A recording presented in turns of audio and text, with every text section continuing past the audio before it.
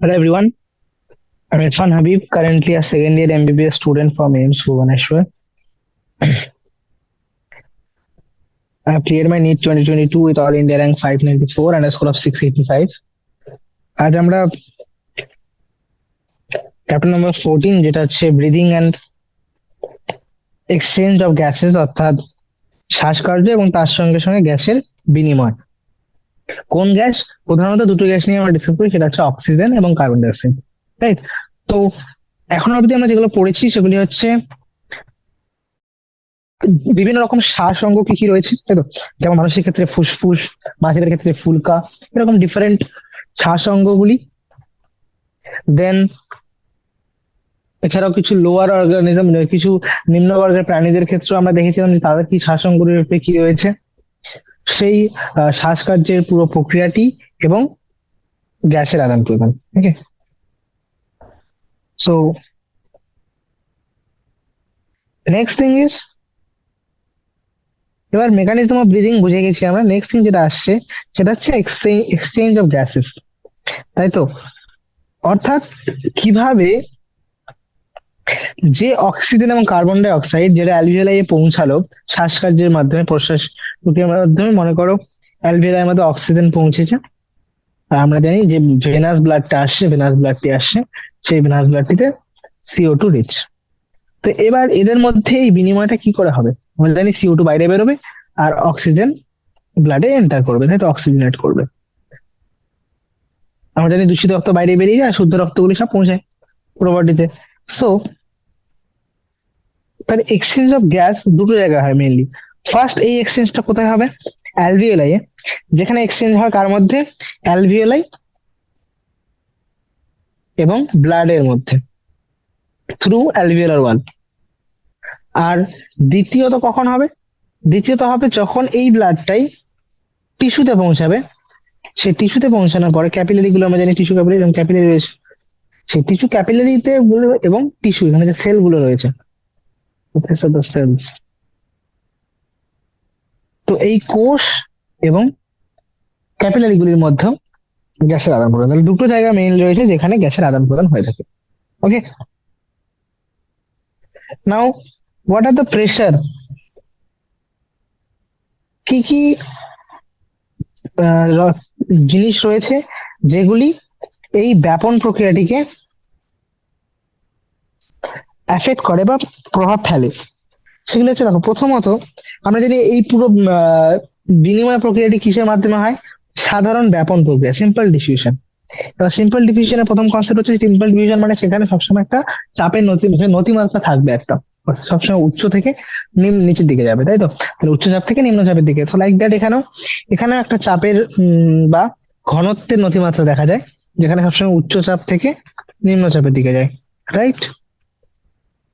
এবার next is solubility of gas. বায়ুর গ্যাসগুলির দ্রাব্যতা, অর্থাৎ কোষগুলি এবং যে রক্তের মধ্যে যে গ্যাসের দ্রাব্যতা যত বেশি, সে তত তাড়াতাড়ি ভাবে দ্রবীভূত হবে, সে তত বেশি বিনিময় হওয়া সম্ভব, তাই তো? তাহলে ব্যাপন প্রক্রিয়া অংশগ্রহণ গ্যাসের দ্রাব্যতা, তার সঙ্গে আরো কিছু প্রভাবক রয়েছে, সেগুলো আমরা ব্রেক করবো। যেমন হচ্ছে থিকনেস অফ মেমব্রেন, যে পর্দার মাধ্যমে এই এক্সচেঞ্জটা হচ্ছে, এই বিনিময়টা হচ্ছে, সেই পর্দাটির স্থূলতা বা সেই পর্দাটির কতটা স্থূলতা, তো কতটা থিকনেস রয়েছে তার উপরেও ডিপেন্ড করে এই পুরো বিনিময় প্রক্রিয়াটি। ওকে, এবার একটা জিনিস আমি ফিজিক্স থেকে এখানে নিতে চাইছি, সেটা হচ্ছে পার্শিয়াল প্রেসার বা আংশিক চাপ। মনে করো আমি তোমাকে একটা গ্যাসের মিক্সচার দিয়ে দিলাম, যে গ্যাসের মিক্সচারটা CO2 রয়েছে, অক্সিজেন রয়েছে, নাইট্রোজেন রয়েছে, তাই তো? এবার সবাই মিলে একটা প্রেসার দিচ্ছে, এটা হচ্ছে total pressure of the gas. এবার প্রত্যেকটি ইন্ডিভিজুয়াল গ্যাস, সেটা হচ্ছে oxygen, carbon die oxide, nitrogen, specific ভাবে এরাও কিছু চাপ প্রদান করে।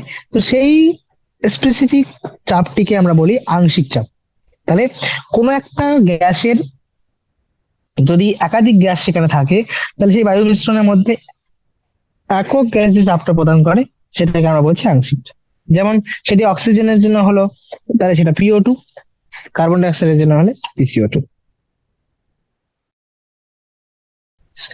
এবার এখানে এই টেবিলটিতে মেইনলি দেখানো হয়েছে যে কিভাবে এই আংশিক চাপ অক্সিজেনের ক্ষেত্রে এবং কার্বন ডাই অক্সাইডের ক্ষেত্রে বিভিন্ন রেসপিরেটরি ট্র্যাক্টের বিভিন্ন পার্টে এবং তার সঙ্গে সঙ্গে রক্তে এবং মানে এই যে সাইড গুলোতে, যেমন এখানে একটা বিনিময় হচ্ছে, গ্যাসের বিনিময় এখানে একবার হচ্ছে, দেন এখানে একবার হচ্ছে। তো এই দুটি সাইডে মেনলি যে প্রেশার গ্রেডিয়েন্টটা বা চাপের যে অতিমাত্রা সৃষ্টি হচ্ছে উচ্চ চাপ থেকে নিম্ন চাপের দিকে সব সময়, তাহলে এখানে অক্সিজেন অ্যালভিওলাই থেকে ব্লাডে যাচ্ছে, আর এখানে কার্বন ডাই অক্সাইড ব্লাড থেকে অ্যালভিওলাইতে।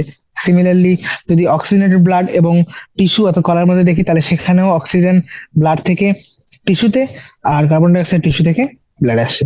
সো এর একটা সিমিলার ডায়াগ্রাম এখানে দেখতে পাচ্ছি যে কিভাবে অ্যালভিওলাইয়ের মধ্যে বায়ুমণ্ডল থেকে বাতাস আসে এবং তারপরে সেটি ডিঅক্সিজেনেটেড ব্লাড দূষিত রক্তের সঙ্গে প্রথমে এক্সচেঞ্জ করে সেটিকে শুদ্ধ রক্তে পরিণত করে এবং আলটিমেটলি সেই শুদ্ধ রক্তটি কলার সঙ্গে এক্সচেঞ্জ করে আলটিমেটলি টিস্যুগুলি বা প্রত্যেকটি কোষ তাদের মেটাবলিক বা বিপাকীয়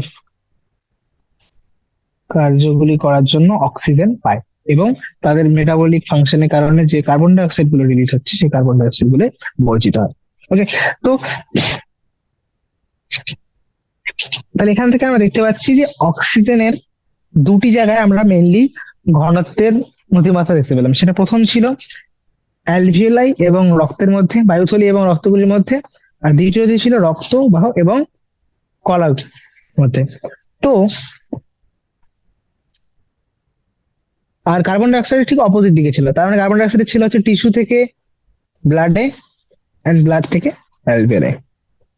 এখানে সব থেকে বেশি পরিমাণে রয়েছে, তাহলে এখান থেকে ব্লাডে বা রক্তে পৌঁছাবে, রক্ত থেকে সেটা পৌঁছাবে বায়ুথলিতে। ওকে, কুল। নেক্সট টার্ম বলেছিলাম সলিবিলিটি বা দ্রাব্যতা। যে গ্যাসটি যত বেশি পরিমাণে রক্তের মধ্যে দ্রবীভূত হবে তার তত বেশি পরিমাণে বিনিময় হওয়ার চান্স রয়েছে। তাই আমরা জানি কার্বন ডাই অক্সাইড 20 থেকে 25 গুণ বেশি দ্রাব্য অক্সিজেনের তুলনায়। তাই কার্বন ডাই অক্সাইড খুব তাড়াতাড়ি, তাই তো, অক্সিজেনের তুলনায় অনেকটা বেশি পরিমাণে ব্যাপিত হতে পারে। এবার এই যে ডিফিউশন মেমব্রেনটা রয়েছে বা যে ব্যাপন পর্দাটি আমরা এখানে দেখতে পাচ্ছি, সেটি প্রধানত তিনটি স্তর দিয়ে নির্মিত। তিনটি স্তর কি কি রয়েছে সেগুলি, এগুলো হলো, প্রথম দেখো এই যে ডায়াগ্রামটা এখানে পুরো দেখানো হয়েছে, ঠিক আছে? টোটাল 3টে লেয়ার রয়েছে এই পুরো ব্যাপন পর্দাটা, যার অ্যাক্রসে এই পুরো ব্যাপন প্রক্রিয়াটি হচ্ছে অক্সিজেন ও কার্বন ডাই অক্সাইড এক্সচেঞ্জ। তো সেই 3টি লেয়ার, প্রথম লেয়ারটি হচ্ছে এই বায়ুথলির যে স্কোয়ামাস লেয়ারটি রয়েছে, বায়ুথলির যে পাতলা আইচাকার আমরা আবরণী কলার লেয়ারটা দেখতে পাচ্ছি, এটি প্রথম হচ্ছে আবরণী কলার স্কোয়ামাস টিস্যু, এটা বায়ুথলির। দেন সেকেন্ড হচ্ছে এই যে এদের মাঝখানে একটা বেসমেন্ট মেমব্রেন থাকে, অর্থাৎ ভিত্তি বস্তু, বেসমেন্ট মেমব্রেন, এবং তারপরে রক্তবাহের রক্তবাহকে সারাউন্ড করে যে এন্ডোথেলিয়াম গুলি থাকছে। 3টি layer, endothelium of alveolar capillaries, then ভিত্তিবস্তু বা basement substance, and epithelium of alveoli. Okay, তো এই বেসমেন্ট লেয়ার বা ভিত্তিবস্তু যেটা বললাম, এর মধ্যে কি থাকে সাধারণত?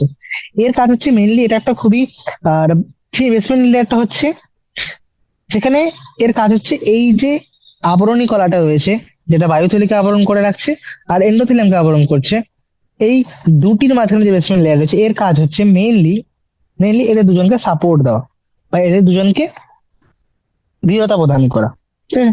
যাতে কোলাপস না হয়ে যায় এরা দুজন, বা দুজনের সঙ্গে ফিউজ না হয়ে যায়, এটা করার জন্য বেসমেন্ট মেমব্রেন রয়েছে, ঠিক আছে? যদিও এখানে তোমরা বলছো 3টে লেয়ার, তাহলে তো এই ব্যাপন পর্দাটা অনেক বেশি, তাহলে পুরো হয়ে যাবে না, সেরকম কিছু নয়। 3টে লেয়ার থাকা সত্ত্বেও এদের পুরো থিকনেসটা, পুরো ঘনত্ব, যদি তুমি পুরো পুরুত্বটা দেখো বা স্থূলত্ব দেখো, তাহলে সেটা পুরুত্বটা 1 মিলিমিটারের থেকেও কম হয়। আর এটি 1 মিলিমিটার থেকে কম হয় বলেই প্রত্যেকটি, এই জন্য দেখতে পাচ্ছি যে all factors in our body R favourable in diffusion of oxygen from অ্যালভিওলারি tissue and carbon die oxide tissue. তার মানে হচ্ছে দেখলাম যে প্রেসারের ডিফারেন্স যেটা রয়েছে বা যে চাপের নতিমাত্রা যেটা দেখলাম, সেটা সবসময় দেখছি যে অ্যালভিওলাই থেকে ব্লাড, ব্লাড থেকে টিস্যু, এইদিকে ঘনত্ব রয়েছে, মানে সবসময় অক্সিজেন অ্যালভিওলাই থেকে টিস্যুতে পৌঁছায়, আর অন্যদিকে বিপরীত নতিমাত্রা দেখা যায় কার্বন ডাই অক্সাইডের ক্ষেত্রে। তাহলে কার্বন ডাই অক্সাইডের টেন্ডেন্সি রয়েছে টিস্যু থেকে অ্যালভিওলের দিকে আসবে। তাহলে এই জন্য আমরা দেখতে পাচ্ছি যে আমাদের দেহে যতগুলি প্রভাবক রয়েছে সবাই আলটিমেটলি চেষ্টা করে বায়ুথলি থেকে কলাকোষে, আর কলাকোষ থেকে বায়ুথলিতে অক্সিজেন এবং কার্বন ডাই অক্সাইডের বিনিময় হোক। রাইট? তাহলে সেকেন্ড ফাংশন হয়ে গেল, সেটা হচ্ছে exchange of gas between alveoli and blood. Third point যেটা রেসপিরেশন আন্ডার আসে সেটা হচ্ছে ট্রান্সপোর্ট অফ গ্যাসেস। অর্থাৎ এই যে গ্যাসগুলি অক্সিজেন এবং কার্বন ডাই অক্সাইড যেগুলি রক্তের মধ্যে পৌঁছালো অ্যালভিওলাই থেকে, সেগুলো কিভাবে এবার পরিবাহিত হয়ে কলাকোষের মধ্যে পৌঁছাবে, যেখানে গিয়ে আরেকবার কলাকোষের মধ্যে অক্সিজেন এবং কার্বন ডাই অক্সাইডের বিনিময় হয়। গ্যাসীয় বস্তু পরিবহন যদি দেখি, তো রক্তই হচ্ছে প্রধান মাধ্যম অক্সিজেন এবং কার্বন ডাই অক্সাইডের পরিবহনের জন্য। এবার প্রায় 97%, অর্থাৎ 97% অক্সিজেন পরিবাহিত হয় আরবিসির মাধ্যমে, অর্থাৎ লোহিত রক্তকণিকার মাধ্যমে, এবং বাকি 3% যেটা রয়েছে সেটি পরিবাহিত হয় রক্তকোষের মধ্যে দ্রবীভূত অবস্থায়। আমরা জানি ব্লাডের মধ্যে দুটো পার্ট রয়েছে, কিছু রয়েছে আরবিসি আর কিছু ডাব্লিউবিসি, প্লেটলেট, যেগুলোকে আমরা বলি ফর্মড এলিমেন্ট, আর বাকি পুরো পার্টটা হচ্ছে পুরোটাই রক্তরস বা প্লাজমা। তো 97%, 97% হচ্ছে অক্সিজেন পরিবাহিত হয় লোহিত রক্তকণিকার মাধ্যমে আরবিসির মধ্যে, আরবিসি দিয়ে, আর বাকি 3% এই রক্তরসের মধ্যে দ্রবীভূত হয়ে পরিবাহিত হয়। আর অন্যদিকে কার্বন ডাই অক্সাইড যেটি পরিবাহিত হয় তার মধ্যে প্রায় 20 থেকে 25% হচ্ছে যেটা আরবিসির মাধ্যমে পরিবাহিত হয়। বাকি 70% কিভাবে পরিবাহিত হয়? বাকি 70% পরিবাহিত হয় বাইকার্বনেট রূপে। কিভাবে আমরা ডিসকাস করবো। এবং বাকি এখানে হচ্ছে 20+25+17, তো বাকি যে 5 থেকে 7% থাকছে সেটা পরিবাহিত হচ্ছে কার মাধ্যমে? দ্রবীভূত হয়ে প্লাজমা বা রক্তরসের মধ্যে। ওকে, তাহলে আমরা দেখলাম অক্সিজেন, আরবিসি আর plasma. আরবিসিটা 97, plasma 3। Carbon die oxide দেখলাম আরবিসি, প্লাজমা আর বাইকার্বনেট। বাইকার্বনেট রূপে কতটা বাইন্ড হচ্ছে? এটা বাইকার্বনেট রূপে কিন্তু প্লাজমা দিয়ে যাচ্ছে, সেটা কতটা? 70%। প্লাজমার মধ্যে দিয়ে দ্রবীভূত, প্লাজমা সলিউবল হয়ে বা প্লাজমার মধ্যে রক্তরসের মধ্যে দ্রবীভূত হয়ে কতটা পার্সেন্ট যাচ্ছে? সেটা হচ্ছে 7%। আর বাকি 20 থেকে 25% পরিবাহিত হয় আরবিসি বা লোহিত রক্তকণিকার সঙ্গে বাইন্ড করে। ওকে, তাহলে প্রথমে আমরা দেখছি অক্সিজেন পরিবহন। অক্সিজেন কিভাবে অ্যালভিওলাই এক্সচেঞ্জ হওয়ার পর রক্ত কিভাবে পরিবাহিত হয় কলাকোষগুলিতে পৌঁছায়, পরিবাহিত হয়ে কলাকোষগুলি পৌঁছায়। এখানে হচ্ছে ইম্পর্টেন্ট জিনিস মনে রাখার জন্য, সেটা হচ্ছে আরবিসির মধ্যে একটি বিশেষ রঞ্জক থাকে এবং যেটির কারণেই লোহিত রক্তকণিকার রং লাল, সেটা হচ্ছে হিমোগ্লোবিন। রাইট? হিমোগ্লোবিন, হিম, এর মধ্যে দুটো পার্ট রয়েছে, একটা হচ্ছে হিম আর একটি গ্লোবিন। হিম, গ্লোবিন। হিম পার্ট যেটার মধ্যে আয়রন থাকে, গ্লোবিন যেটা প্রোটিন। পুরোটা একটা টার্সিয়ারি স্ট্রাকচার পড়বে বা আমার বলা হয়েছে, তাই তো? কিভাবে টার্সিয়ারি স্ট্রাকচার গুলি প্রোটিনের একে অপরের সঙ্গে এভাবে স্পেশাল অ্যারেঞ্জমেন্টে থাকে, দুটো আলফা দুটো বিটা, এটাকে আমরা বলছিলাম হিমোগ্লোবিনের কথা, তাই তো? তো এই হিমোগ্লোবিন অক্সিজেনের সঙ্গে যুক্ত হয়ে তৈরি করে অক্সি হিমোগ্লোবিন, এবং এই বিক্রিয়াটি হচ্ছে উভমুখী প্রক্রিয়া। কিভাবে, কিরকম হয়? উভমুখী করে। এবার প্রত্যেকটি অণু হিমোগ্লোবিনের সঙ্গে সর্বাধিক কটি অণু অক্সিজেন পরিবাহিত হতে পারে? সেটা হচ্ছে 4 অণু। সর্বাধিক 4 অণু অক্সিজেন পরিবাহিত হতে পারে। এই যে এফি স্ট্রাকচারটা রয়েছে, এর সেন্টারে এফি রয়েছে, এ সর্বাধিক কটা অণু অক্সিজেনের সঙ্গে যুক্ত হতে পারে? 4 অণু অক্সিজেনের সঙ্গে যুক্ত হতে পারে এক অণু haemoglobin. Right? Binding of oxygen with haemoglobin is primary related to pressure. এবার এটা আমরা অলরেডি জানি যে অক্সিজেন পরিবাহিত হচ্ছে, অক্সিজেন সবকিছু ডিপেন্ড করে চাপের নতিমাত্রা। যত বেশি চাপ থাকবে, যত বেশি ঘনত্ব থাকবে, তত বেশি ঘনত্ব হবে তত বেশি তার আংশিক চাপ হবে। এবার আংশিক চাপ অক্সিজেনের যত বেশি হবে PO2 যত হাই হবে তত বেশি পরিমাণ অক্সিজেন হিমোগ্লোবিনের সঙ্গে বাইন্ড করে তৈরি করবে অক্সি হিমোগ্লোবিন, রাইট? এবং এই যে বাইন্ডিংটা, যেখানে হিমোগ্লোবিন প্লাস অক্সিজেন মিলে তৈরি হচ্ছে অক্সি হিমোগ্লোবিন, এই পুরো ফ্যাক্টরটা যেমন অক্সিজেনের পার্শিয়াল প্রেশারের উপর ডিপেন্ড করে, তেমনি ডিপেন্ড করে কার্বন ডাই অক্সাইডের আংশিক চাপ, হাইড্রোজেন আয়নের ঘনত্ব এবং টেম্পারেচার বা উষ্ণতার উপর। এবার যখন আমরা অক্সিজেনের শতকরা সম্পৃক্তিকে অক্সিজেনের আংশিক চাপের সাপেক্ষে স্থাপন করি, তখন একটা সিগময়েড লেখচিত্র পাওয়া যায়। Why I'm saying that? Because তুমি যদি দেখো অক্সিজেন বাইন্ড করছে হিমোগ্লোবিনের সাথে, ইট ইস নট এরকম সিমিলার যে যত বেশি আমি অক্সিজেনের পার্শিয়াল প্রেসার আংশিক চাপ বাড়াবো তত বেশি পরিমাণে এভাবে বৃদ্ধি পেতে থাকবে, এরকম হয় না। কেন এরকম হয় না? বিকজ হিমোগ্লোবিন অণুগুলির কাছে একটা স্পেশাল ফিচার রয়েছে, যেটাকে বলে স্যাচুরেশন। অর্থাৎ এরা দুটো জিনিস থাকে, দুটো হিমোগ্লোবিনের কাছে দুটো প্রপার্টি থাকে, আমি এক্সট্রা একটু বলছি। সেটা হচ্ছে কোঅপারেটিভ বাইন্ডিং আর স্যাচুরেশন। এবার প্রথমের দিকে যখন অক্সিজেনের পার্শিয়াল প্রেসার খুবই কম, আংশিক চাপ অক্সিজেন খুবই কম, তখন একটি দুটি হিমোগ্লোবিন বাইন্ড করছিল। এবার যখন হিমোগ্লোবিন বাইন্ড করতে শুরু করলো, একটা হিমোগ্লোবিন একটা একটা অক্সিজেন একটা হিমোগ্লোবিনের সঙ্গে বাইন্ড করে গেল সাপোজ,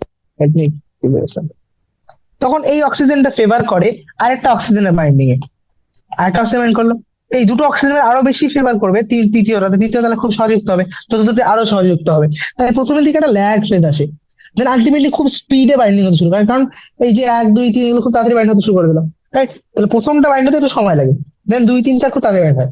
আলটিমেটলি হিমোগ্লোবিন যখন শেষ হয়ে যেতে শুরু করবে, তুমি অক্সিজেনটা যখন বাড়াতে লাগো, হিমোগ্লোবিন একটা অ্যামাউন্ট রয়েছে, রাইট? হিমোগ্লোবিন তার থেকে বেশি যদি হিমোগ্লোবিন না থাকে অক্সিজেন বাইন্ড করবে কে? তাহলে আলটিমেটলি সেখানে গিয়ে একটা স্যাচুরেশন ফেজ আছে। দ্যাটস ওয়াই এই পুরো কার্ভটা দেখতে সিগময়েড শেপের হয়। ক্লিয়ার?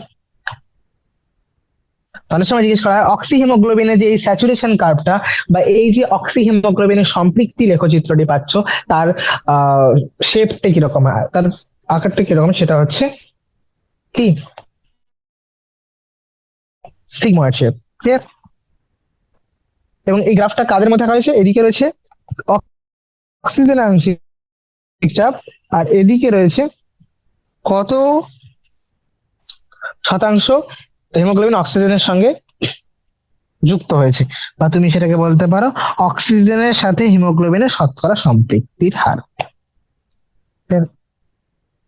এই কার্ভটির বা এই লেখচিত্রের অপর একটি নাম রয়েছে, যেটাকে আমরা বলি অক্সিজেন ডিসোসিয়েশন কার্ভ।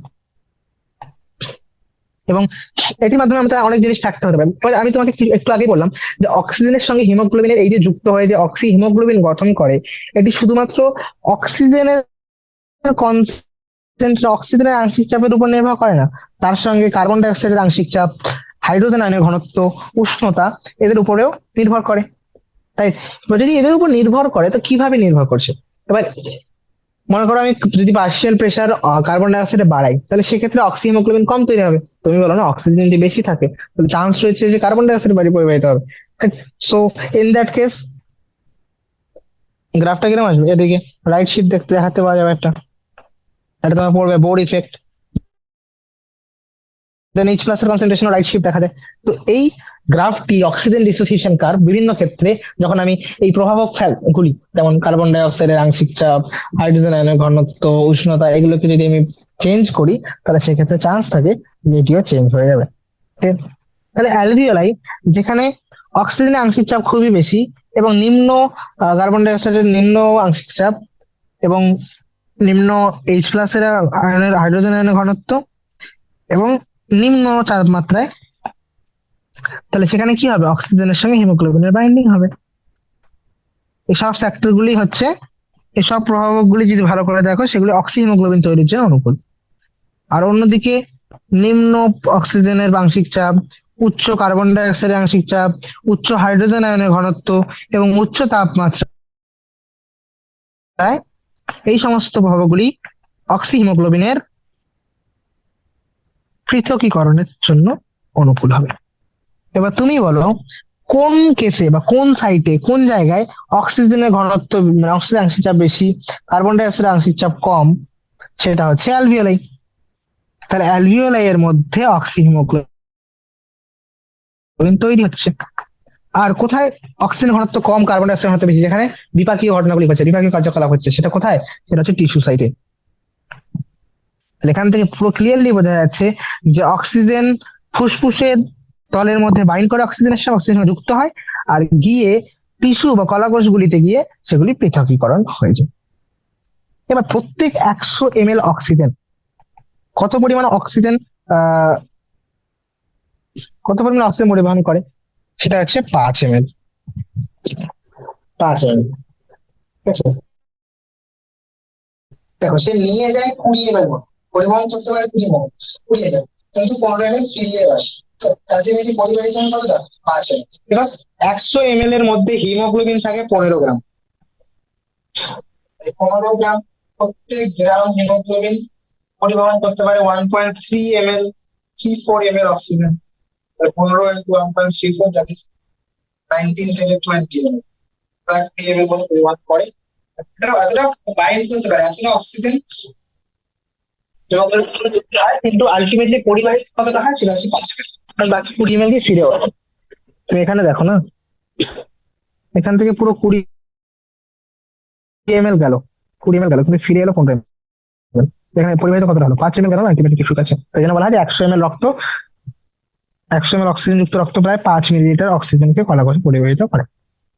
ঠিক আছে, তাহলে অক্সিজেনের পরিবহন সম্পর্কে এইটুকুই এনাফ, ঠিক আছে, মোর দ্যান এনাফ। যে কিভাবে অক্সিজেন পরিবাহিত হয়, তার মধ্যে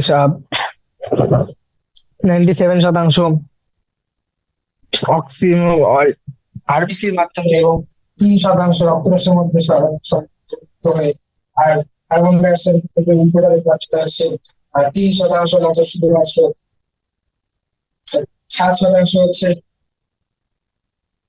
প্লাজমা, 20% আরবিসি, আর 34% হচ্ছে পরিবাহিত বাইক কার্বন। সেটি নিয়ে সেটা হচ্ছে কার্বন ডাই অক্সাইডের পরিমাণ। তো কার্বন ডাই অক্সাইড হিমোগ্লোবিনের মাধ্যমে কতটা পরিমাণিত হয়? এটা বলছে 20 থেকে 25%, রাইট? সো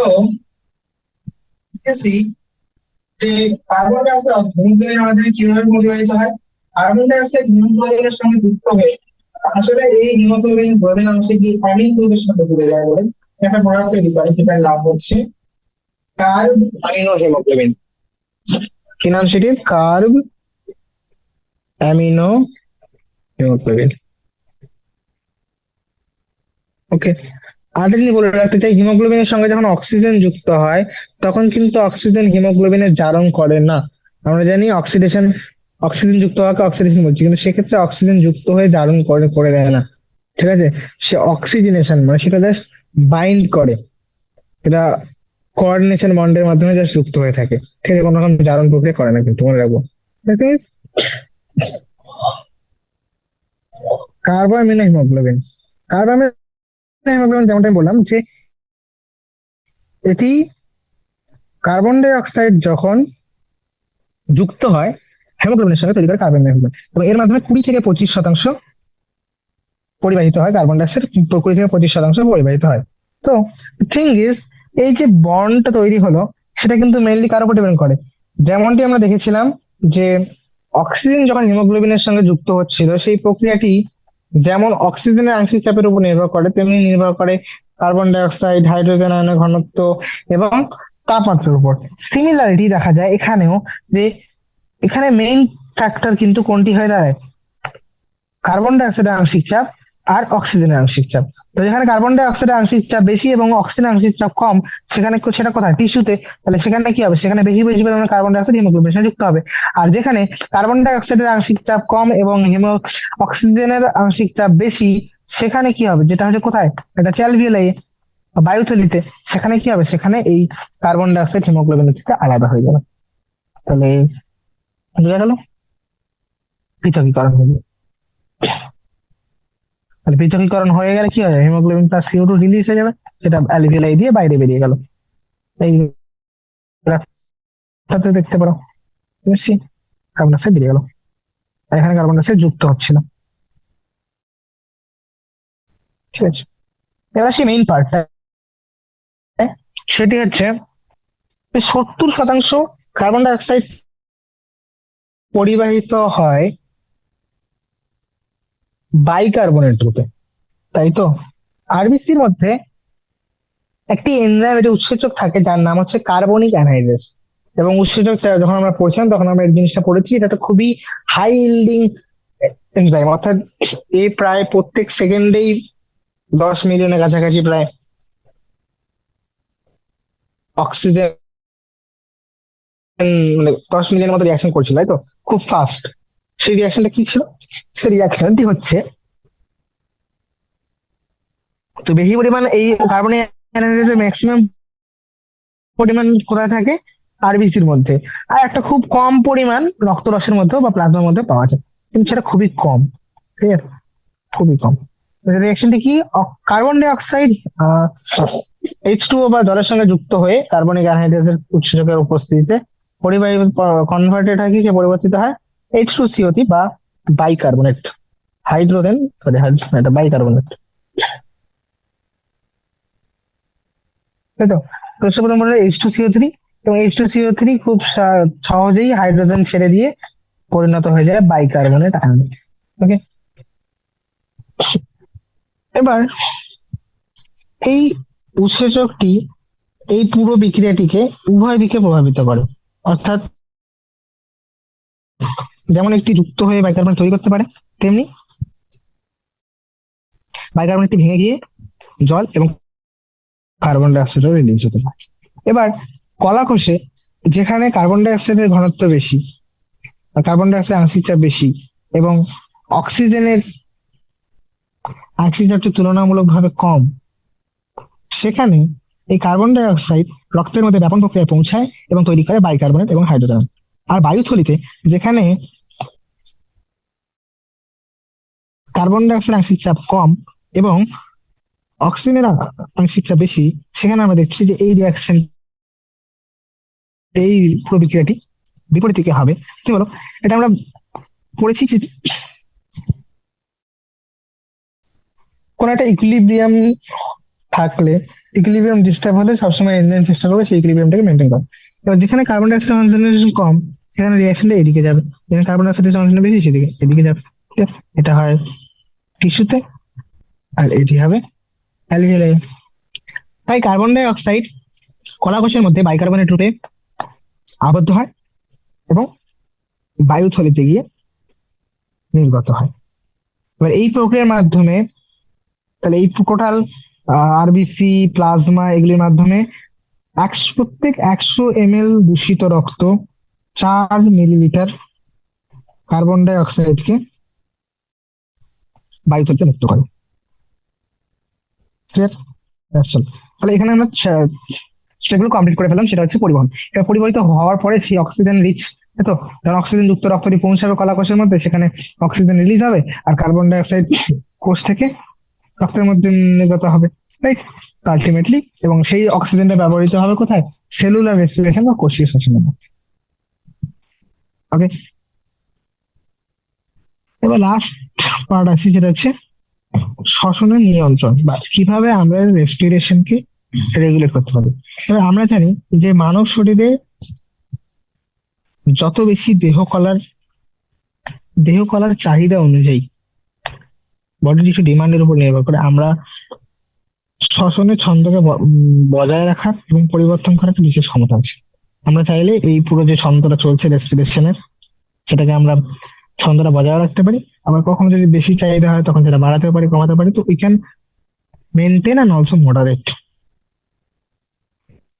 এর জন্য মেডুলা অঞ্চলের মধ্যে একটি বিশেষিত কেন্দ্র রয়েছে, যেটি শ্বসন নিয়ন্ত্রণে গুরুত্বপূর্ণ ভূমিকা পালন করে। কোথায় রয়েছে সেটি? মেডুলাতে। মেডুলা। আরেকটি সেন্টার কোথায় রয়েছে? তৃতীয় একটি সেন্টার রয়েছে, অ্যানাদার সেন্টার কোথায় রয়েছে? সেটা হচ্ছে পন্স রিজন। আমরা জানি যে ব্রেন স্টেমটা ভালো করে দেখি, এটা হচ্ছে সেরিব্রাল হেমিস্ফিয়ার। তো পন্স, মেডুলা। তো মেডুলার মধ্যে প্রাইমারি সেন্টারটি থাকে, আরো কিছু সেন্টার রয়েছে যেগুলো পন্সের মধ্যে রয়েছে। ওকে, এবং এই পঞ্চের মধ্যে যে সেন্টারগুলি থাকে সেটাকে আমরা বলি নিউমোট্যাক্সিক সেন্টার।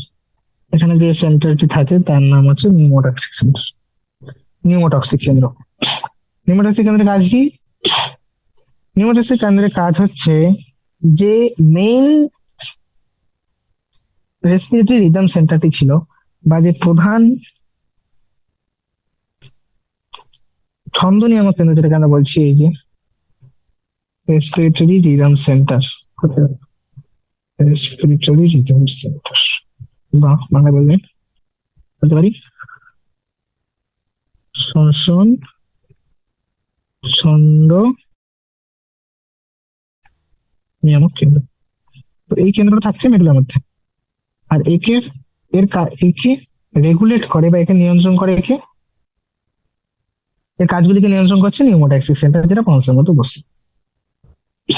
এবার এই স্নায়ুতন্ত্রগুলি কোত্থেকে এদের সমস্ত রেসপন্স গুলো পায়?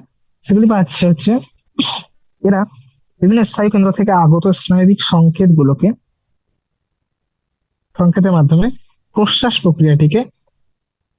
প্রক্রিয়ার সময়কালকে ডিউরেশন অফ ইন্সপিরেশন, প্রশ্বাস প্রক্রিয়ার সময়কে হ্রাস করতে পারে। এবং যদি প্রশ্বাস প্রক্রিয়ার সময় হ্রাস পায়, সাপোজ ইন্সপিরেশন ডিউরেশন কমে গেল, 2 সেকেন্ডে ইন্সপিরেশন হচ্ছিল, এবার যদি সেটা 1 সেকেন্ডে হয়ে যায়, তাহলে আলটিমেটলি পুরো রেসপিরেটরি সাইকেলটা চেঞ্জ হয়ে যাবে, তাই তো? তাহলে এই যে শ্বাস প্রশ্বাসের যে হারটা ছিল, শ্বসনের হার, সেটাকে পরিবর্তন করতে পারে এই ছন্দ নিয়ামক কেন্দ্রগুলি।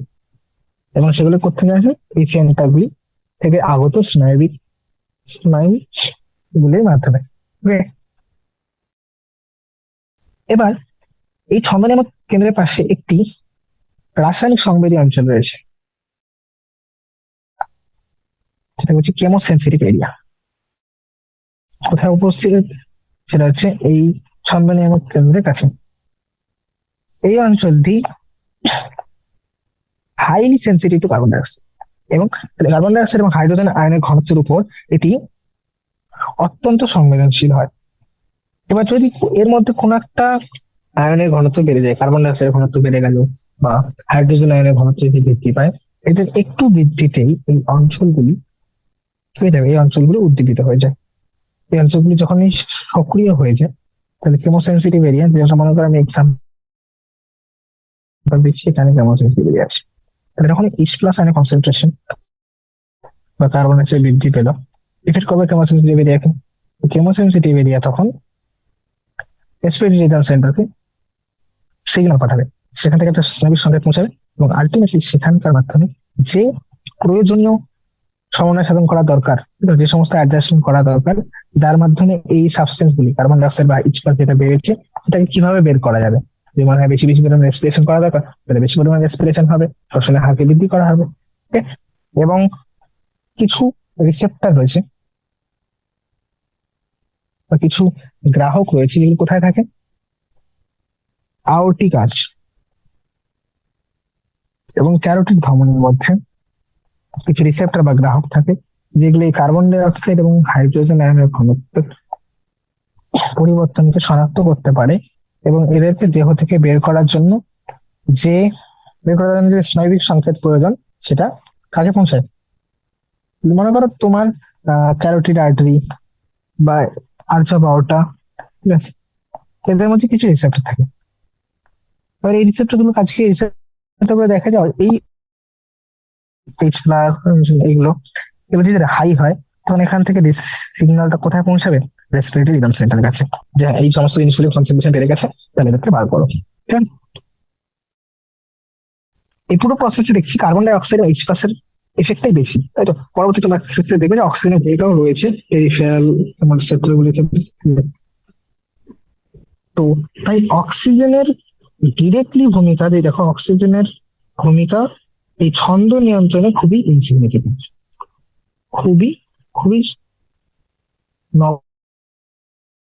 নগণ্য বলতে পারো, তাই তো? মেইনলি কার উপর ডিপেন্ড করে? কার্বন ডাই অক্সাইডের ঘনত্ব আর H+।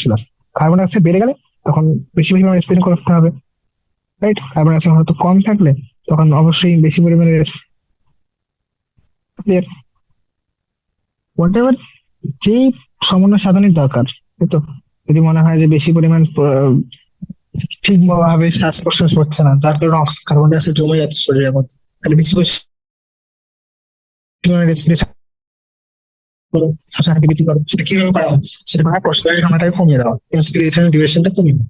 প্রশ্বাসের সময়টা যদি কমিয়ে দিই, তাহলে আলটিমেটলি রেসপিরেশনের সাইকেলটা যেটা 5 সেকেন্ড হচ্ছে সেটা 2 সেকেন্ড ধরে হয়। তাহলে প্রত্যেক মিনিটে সেখানে 30 বার শ্বাসনাটা আলটিমেটলি পরিবর্তিত হচ্ছে সেক্ষেত্রে। Next, disorders of respiratory system. এই শ্বসন তন্ত্র এতক্ষণ ধরে আমরা যত কিছু বললাম, এদের আলটিমেটলি ক্লিনিক্যাল দিক দিয়ে দেখতে যে সমস্ত ডিসঅর্ডার বা যে সমস্ত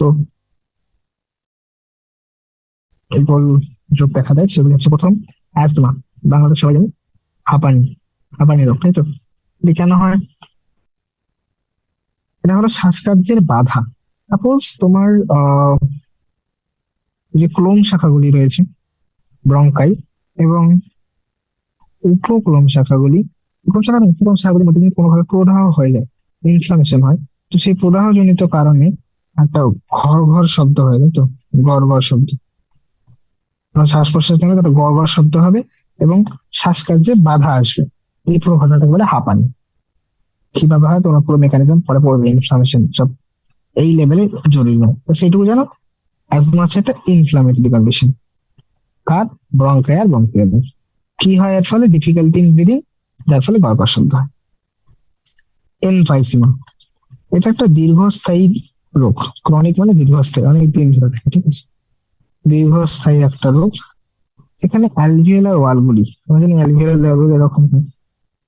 এবার অ্যালভিওলার বায়ুথলির প্রাচীরগুলো ক্ষতিগ্রস্ত হয়ে যায়। সাপোজ বায়ুথলির প্রাচীরগুলো ক্ষতিগ্রস্ত হয়ে গেল, বায়ুথলির প্রাচীরগুলো ক্ষতিগ্রস্ত হয়ে গেল। যদি ক্ষতিগ্রস্ত হয়ে যায় তাহলে শ্বসনটা হ্রাস পাবে। কারণ আমরা জানি আলটিমেটলি শ্বসন, এই যে এক্সচেঞ্জ অফ গ্যাস, এই সমস্ত কোথায় হচ্ছিল? সবকিছু অ্যালভিওলার ওয়ালে হচ্ছিল। এবার যদি অ্যালভিওলার ওয়ালের সারফেস এরিয়া হ্রাস পেয়ে যায়, তাহলে আলটিমেটলি ব্যাপন প্রক্রিয়া ঠিকঠাক ভাবে হবে না, তাহলে শ্বসন প্রক্রিয়া ঠিকভাবে হতে পারে না।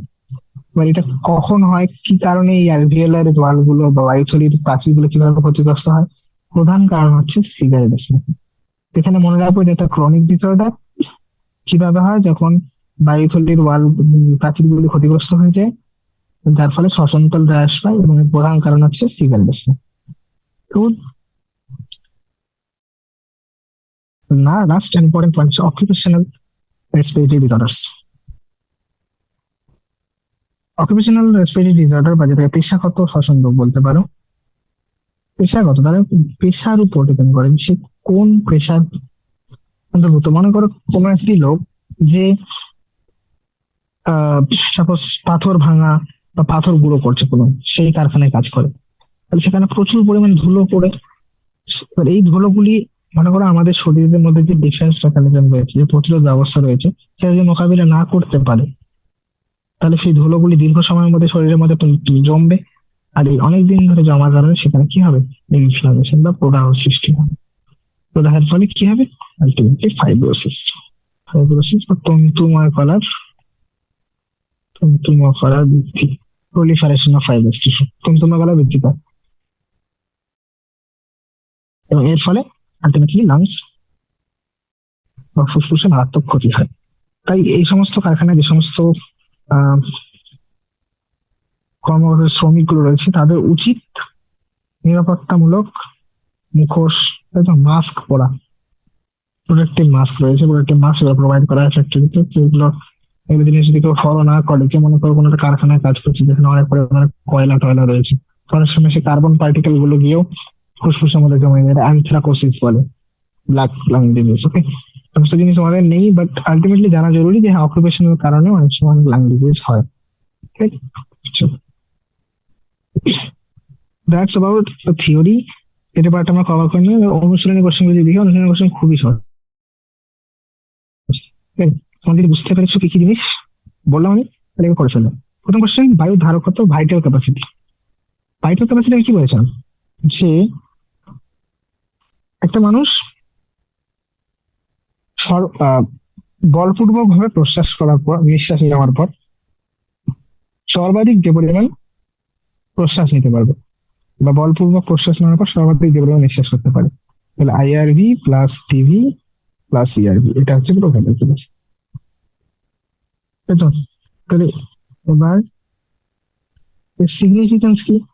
এর যদি সিগনিফিকেন্স তোমাদের জিজ্ঞেস করে যে কিভাবে ভাইটাল ক্যাপাসিটি আমাদের হেল্প করছে, so the answer will be, যে মনে করো কত পরিমাণ নতুন ভাইটাল ক্যাপাসিটি সিগনিফিকেন্ট ভাবে লিখতে পারো।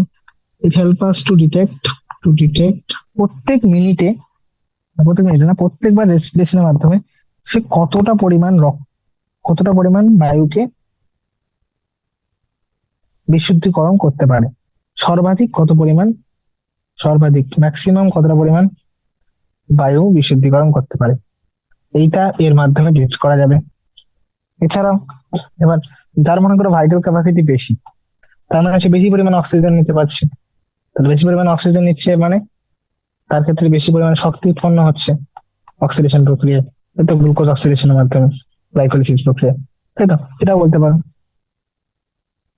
State the volume of air remaining the lungs after normal breathing. একটা নর্মাল ব্রিদিং কতটা পরিমাণ কতটা পরিমাণ বায়ু থেকে দেয়, এটা হচ্ছে অবশিষ্ট বায়ু রেসিডুয়াল ভলিউম, তার সঙ্গে এক্সপিরেটিভ বলপূর্বক ভাবে যে শতটা বের করতে পারতো সেটা তো করেনি, কারণ সে নর্মাল শ্বাস কাজ নিচ্ছে সাধারণভাবে।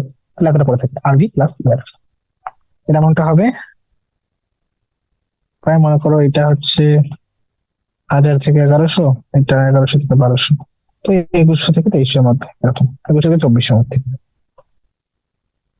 Division of gases occur in alveolar reason only and not the other part of respiratory system. কেন? আমরা বললাম যে গ্যাসের আদান প্রদান শুধুমাত্র বায়ুথলির অঞ্চলে হয়, বায়ুথলিতে হয়, বায়ুথলির পর্দার মাধ্যমে। অন্যান্য অঞ্চলে কেন হয় না? কারণ এখানে আমরা জানি যে ব্যাপন প্রক্রিয়ার জন্য একটা ব্যাপন পর্দার প্রয়োজন, আর এই ব্যাপন পর্দার ঘনত্ব বা পুরুত্ব 1 মিলিমিটার থেকে কম হওয়া জরুরি। তাছাড়াও চাপের নতিমাত্রা, এই সমস্ত কিছু প্রভাবক রয়েছে যেগুলি ডিফিউশনকে এফেক্ট করে। এবার যেহেতু অ্যালভিওলার ওয়াল বা বায়ুথলির পর্দা এই সমস্ত ক্রাইটেরিয়া গুলো ফিল করে যে এর ঘনত্বটা 1 মিলিমিটারের থেকে কম এবং এর দুপাশে চাপের ঘনত্ব নতিমাত্রা রয়েছে, তাই সেখানে বায়ুর আদান প্রদান হয়। ঠিক আছে, ক্লিয়ার? বাই, অ্যান্সার হয়ে গেল। কার্বন ডাইঅক্সাইডের মেজর কি রয়েছে? আরবিসি সঙ্গে কার্বামিন হিমোগ্লোবিন কত পার্সেন্ট? 20 থেকে 25%। 70% কিভাবে যায়? বাইকার্বনেট রূপে। আর বাকি 7% প্লাজমার মধ্যে সলিউবল হয়, প্লাজমার মধ্যে দ্রবীভূত হয়। চলো নেক্সট, অ্যাটমসফিয়ার বা বায়ুমণ্ডলের বায়ুতে আর বায়ুথলির বায়ুর মধ্যে পার্থক্য। বায়ুথলির বায়ুতে যেহেতু বাইরে থেকে অক্সিজেন আসছে, ভিতর থেকে কার্বন ডাইঅক্সাইড যাচ্ছে, হাই কনসেন্ট্রেশন লো কনসেন্ট্রেশন, তাহলে অ্যাটমসফিয়ারে হাই পিও2 থাকবে আর লো পিও2 থাকবে। তার কারণে এই শ্বাস প্রশ্বাস সক্ষম হচ্ছে, তাই তো? চলো, explain the process of inspiration and normal condition. কিভাবে ইন্সপিরেশন হয় পুরো প্রসেসটা বলো একের পর এক। যদি ইন্সপিরেশনের ঘটনাটা বা যদি প্রশ্বাস প্রক্রিয়াটা দেখতে যাই, প্রশ্বাস কিভাবে হয় না, প্রথম সিগন্যাল আসে, নিউরাল সিগন্যাল আসলো, মধ্যচ্ছেদা বা ডায়াফ্রাম কন্ট্রাক্ট করে যায়, ফলে অ্যান্টেরো পোস্টেরিয়র ডায়ামিটার ইনক্রিজ করলো। অন্যদিকে ইন্টারকস্টাল মাসেল বা পাজরাস্থি যে পেশিগুলো রয়েছে সেগুলির কন্ট্রাকশন হবে, ফলে ডরসো ভেন্ট্রাল ডায়ামিটার এটাও বৃদ্ধি পেল। উভয় বৃদ্ধি পাওয়ার কারণে বক্ষ গহ্বরের আয়তন বৃদ্ধি পায়, এবং যেহেতু এটা একটা বায়ু এটা এয়ারটাইট চেম্বার, তাই থোরাসিক ক্যাভিটির আয়তন বৃদ্ধি পেলে সেটা রিফ্লেক্ট হয় পালমোনারি ক্যাভিটির, তাই তো? তার ফলে ফুসফুসীয় আয়তন সেটাও বৃদ্ধি পাবে, ফলে চাপ হ্রাস পাবে। অন্তঃফুসফুসীয় ইন্ট্রাপালমোনারি প্রেসার হ্রাস পেলে, এবং এটি হ্রাস পেয়ে যখন বায়ুমণ্ডলের তুলনায় কমে যায় তখন বায়ুমণ্ডল থেকে pressure decrease less than atmosphere, তাহলে তখন অ্যাটমসফিয়ার থেকে বায়ুমণ্ডল থেকে বায়ুথলির মধ্যে প্রবেশ করবে যতক্ষণ এই তাপমাত্রা গ্রেডিয়েন্টটা রয়েছে। ক্লিয়ার? চলো, হাউ ইজ রেসপিরেশন রেগুলেটেড? আমি বললাম যে প্রধান রেসপিরেটরি রিদম সেন্টার বা রেসপিরেটরি ছন্দ নিয়ামক কেন্দ্র রয়েছে, যেটা মেডুলার মধ্যে রয়েছে। এছাড়াও একটি নিউমোট্যাক্সিক সেন্টার থাকে পন্সের মধ্যে, এবং একটি কেমোসেনসিটিভ এরিয়া বা রাসায়নিক সংবেদী অঞ্চল থাকে এই রেসপিরেটরি ছন্দ নিয়ামক অঞ্চলের কাছাকাছি, যেটি কি করে, যার কাজ কি বলো, যার কাজ হচ্ছে কার্বন ডাই অক্সাইড এবং H+ এর ঘনত্ব এগুলি বেশি হয়ে গেলে উপযুক্ত সিগন্যাল, উপযুক্ত সেই সংকেতটা রেসপিরেটরি সেন্টারকে দেওয়া, যে উপযুক্ত সমন্বয় সাধন করো যাতে এদেরকে বের করা যায়। এবং তার সঙ্গে কিছু আরো রিসেপ্টর রয়েছে, যেগুলো কোথায় থাকে, ক্যারোটিড আর্টারি এবং আওর্টিক আর্চে। What is the effect of PCO2 in oxygen transport? দেখো, আমরা জানি অক্সিজেন যখন হিমোগ্লোবিনের সঙ্গে যুক্ত হয়ে অক্সি হিমোগ্লোবিন তৈরি করে, এই ঘটনাটিতে অক্সিজেনের আংশিক চাপে যতটা গুরুত্বপূর্ণ ভূমিকা রয়েছে, ততটাই কার্বন ডাই অক্সাইডের আংশিক চাপেরও গুরুত্বপূর্ণ রয়েছে। যেখানে পিসিও টু কম, পিও2 বেশি, সেখানে অক্সিজেন হিমোগ্লোবিনের সঙ্গে যুক্ত হয়। আর যেখানে কার্বন ডাই অক্সাইডের কনসেন্ট্রেশন বেশি অক্সিজেনের তুলনায়, সেখানে অক্সিজেন এবং হিমোগ্লোবিনের পৃথকীকরণ হয়। এই জন্যই টিস্যু সাইটে এরা পৃথকীকরণ হয়ে যায় এবং অক্সিজেন রিলিজ হয় কলাকোষের মধ্যে, আর অ্যালভিওলাই এর মধ্যে অক্সিজেন গুলি রক্তের মধ্যে উপস্থিত হিমোগ্লোবিনের সঙ্গে যুক্ত হয়ে পরিবাহিত হয়। এবং এছাড়াও what happens to respiratory process in men going up a hill? যখন একটা মানুষ হাই অল্টিটিউডে পৌঁছায়, তখন যেহেতু সেখানে আংশিক চাপ কমে যায়, ওভারঅল অ্যাটমসফিয়ারিক প্রেসার কমে যাবে, রাইট? অ্যাটমসফিয়ারিক প্রেসার যদি কমে যায়, বায়ুমণ্ডলের চাপ যদি হ্রাস পায়, তাহলে পিও2 এই জিনিসগুলো হ্রাস পাবে। তাহলে চাপ যদি হ্রাস পেয়ে যায়, তাহলে এনাফ অক্সিজেন পরিবাহিত হবে না কলাকোষগুলিতে, তাহলে কলাকোষে সেক্ষেত্রে অক্সিজেনের ঘাটতি দেখা যায়। এই ঘাটতি মেটানোর জন্য তখন বেশি বেশি পরিমাণে আরবিসি উৎপন্ন হতে শুরু করবে, যাতে বেশি বেশি পরিমাণে হিমোগ্লোবিন থাকে। তাহলে যত, দেখো, যখন চাপ কম, তখন আমরা চেষ্টা করবো বেশি পরিমাণে নিয়ে আসার। সাপোজ একটা আরবিসি আগে 100 ml ব্লাড আগে 5 ml নিয়ে যাচ্ছিল, ব্লাড 5 ml অক্সিজেন নিয়ে যাচ্ছিল। এবার যেহেতু ঘনত্বটাই কমে গেছে, তাহলে বেশি পরিমাণে অক্সিজেন পৌঁছাচ্ছেই না, তাহলে আমি কি করবো, অক্সিজেনের ক্যারিং ক্যাপাসিটি কমে গেছে হিমোগ্লোবিনের, তাহলে আরবিসির অক্সিজেন ক্যারিং ক্যাপাসিটি কমে গেছে, তাহলে আমি আরবিসির সংখ্যাটাই বাড়িয়ে দিলাম। তাহলে ওভারঅল এই যে নিডটা, যে পরিমাণ প্রয়োজন অক্সিজেন, সেটা যেন মেটানো যায়। ঠিক আছে? So there will be increase in RBC amount. তাহলে বেশি বেশি হার্ট পাম্প করতে হবে, হার্ট রেট, এগুলো সবকিছু বৃদ্ধি পায়। What is the site of vasoduction in insect? একটা ইনসেক্টের ক্ষেত্রে বা পোকার ক্ষেত্রে আমরা জানি প্রধান রেসপিরেটরি সাইট কি, সেটা হচ্ছে ট্রাকিয়া গুলি গিয়ে কোথায় খোলে, ট্রাকিয়া গুলি গিয়ে স্পাইরাকাল নামে কিছু অংশ রয়েছে, গঠনটা দেখাই, তাহলে দেখো এই পোকা, এটা যদি ট্রাকিয়া হয়,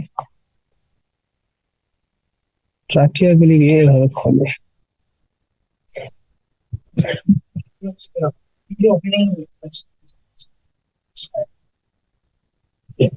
ট্রাকের ওপেনিং গুলো স্পাইরাকাল এর মাধ্যমে আসে, এবং প্রত্যেকটা অ্যাবডোমেন সেগমেন্টে, আমরা জানি এদের অ্যাবডোমেন গুলো সেগমেন্ট হয়, খন্ডি ভবন দেখা যায়, তো প্রত্যেকটি সেগমেন্টে একটা স্পাইরাকাল থাকে। এবার ট্রাকিয়া গুলি ফার্দার গিয়ে ডিভাইড হয়ে যাবে ছোট ছোট টিউবে ভেঙে যায়, এবং অক্সিজেন যেটা থাকে সেটা এখানে যে টিস্যু গুলো রয়েছে, টিস্যুগুলোর মধ্যে ডাইরেক্ট ব্যাপন প্রক্রিয়া হয়। এখানে কোনো অ্যালভিওলাই নেই, ট্রাকিয়া আর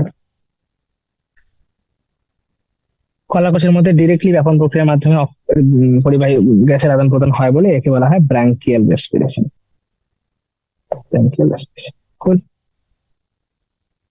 define oxygen dissociation graph. Oxygen dissociation graph হচ্ছে যখন আমি অক্সিজেনের আংশিক চাপের বিরুদ্ধে পার্সেন্টেজ স্যাচুরেশন আঁকবো, অক্সিজেনের তখন যে গ্রাফটা পাওয়া যায় সেটি সিগমার শেপের হয়। ওকে, এটা আমরা বলেছিলাম যে কি কি ফ্যাক্টর রয়েছে, কার্বন ডাইঅক্সাইড আংশিক চাপ, হাইড্রোজেনের ঘনত্ব, টেম্পারেচার, এগুলি এর এফেক্ট করে এর শেপ। অনেক সময় রাইট শিফট হয়ে যায়, লেফট শিফট হয়ে যায়, ঠিক আছে। কিন্তু হয়তো হাইপক্সিয়া, তুমি কখন হাইপক্সিয়া শুনেছো? হাইপক্সিয়া কথাটা হচ্ছে যখন একটা প্যাথোলজিক্যাল কন্ডিশন, যখন শরীরের কোনো একটা অংশ বা পুরো শরীরে সাফিসিয়েন্ট পর্যাপ্ত পরিমাণ অক্সিজেন থাকে না। Sufficient oxygen not supplied two body parts.